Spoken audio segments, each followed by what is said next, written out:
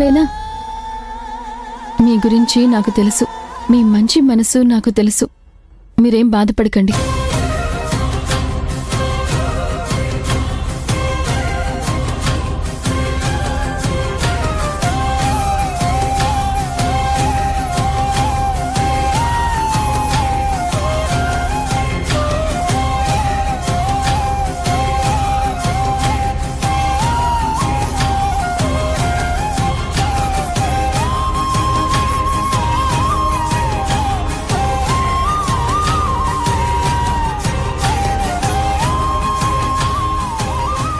మీరు కూడా ఆకలితోనే ఉంటారు కదా రాహుల్ బాబు, మీరు కూడా తినండి. మనం ఫస్ట్ గేమ్లోనే ఓడిపోయాం అభి. మీరు బాధపడకండి రాహుల్ బాబు, మనం ఇక్కడికి ఖచ్చితంగా గెలుస్తామని రాలేదు కదా. ఏదో మన ప్రయత్నం మనం చేస్తాం, జరిగేది జరుగుతుంది. ముందు మీరు తినండి.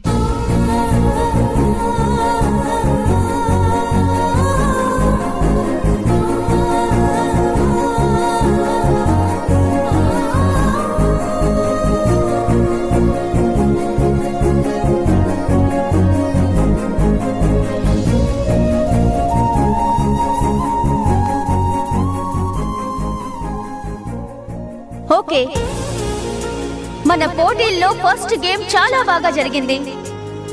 ఈ పోటీల్లో మొదటి పాయింట్ ఎవరికొచ్చిందో ఇప్పుడు మన నిర్వాహకులు చెప్పే టైం వచ్చింది.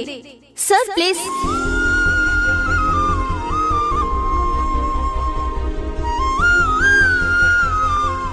ఈ ఫస్ట్ గేమ్లో ఫస్ట్ పాయింట్ సాధించింది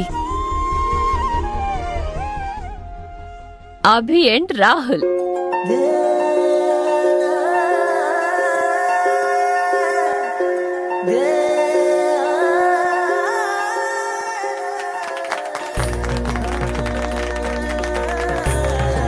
అదేంటండి, వంటలు బాగా చేసిన వాళ్ళకి కాకుండా మా అలాగే మార్చేసిన ఆ జంటకి ఎలా ఇస్తారు? మేం కష్టపడి వంట చేస్తే మా భార్యలు ఇష్టంగా తింటే మీరు వాళ్ళకి పాయింట్స్ ఎలా ఇస్తారు? నిజమే, మీరు వంట బాగానే చేశారు. రాహుల్ చేసింది మాడిపోయింది. కానీ ఈవెంట్ జరుపుతున్న మేము, మా టీము అందరినీ గమనిస్తూనే ఉన్నాం. ఎవరేం చేశారో మాకు తెలియదంటారా? ఒకరేమో వంట చేయలేనని ఈ గేమ్ నుండి పక్కకు తప్పుకున్నారు. ఆయనేమో మాడిపోయిందాన్ని బలవంతంగా ఆయన భార్యకి తినిపించారు. మీరేమో వంట బాగానే చేశారు గాని అది మీ భార్యకు నచ్చిందో లేదో తెలుసుకోలేకపోయారు. వాళ్లేమో అంతా బాగున్నా ఏదో వంక పెట్టారు. ఆజంటైతే అంతా బావుందని చెప్పి భార్య మొత్తం తినేసి భర్తకి ఏమీ లేకుండా చేసింది.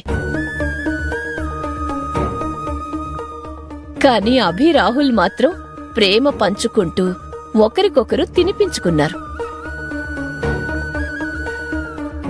భార్యాభర్తల మధ్య ఉండాల్సింది ప్రేమే. రాహుల్ వంట మాడిపోయిందని తెలిసినా, గేమ్ ఓడిపోతామని తెలిసినా తన భార్య ఆకలితో ఉండడం ఇష్టం లేక పచ్చడి కలిపి పెట్టాడు.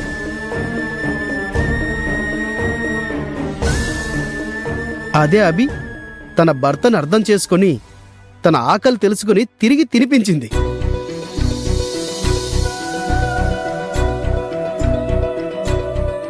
వాళ్ళల్లో మాకు అన్యోన్య దాంపత్యం కనిపించింది.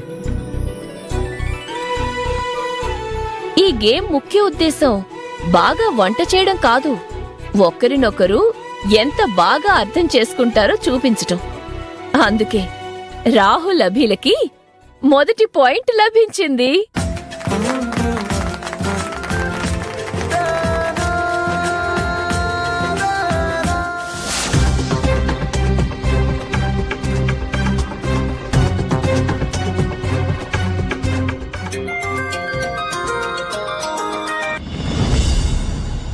Hello, good morning madam.